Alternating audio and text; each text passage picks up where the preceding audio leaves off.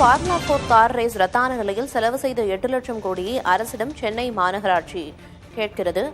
அண்மை செய்தியை பார்த்து வருகிறோம். விவரங்களை வழங்குவதற்காக செய்தியாளர் ஆனந்தன் இணைப்பில் இருக்கிறார். ஆனந்தன், கூடுதல் விவரம் என்ன?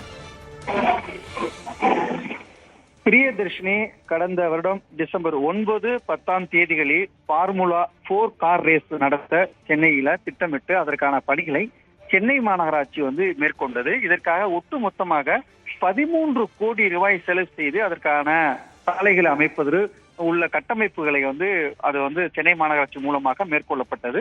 முதல் கட்டமாக இது நடத்துவதற்காக தமிழக அரசிடமிருந்து கிட்டத்தட்ட 6 கோடி ரூபாய் வரை முதற்கட்டமாக இதற்கான நிதியை கொடுத்திருக்கிறார். 6 கோடி 42 லட்சம் வரை வழங்கியிருக்கிறது.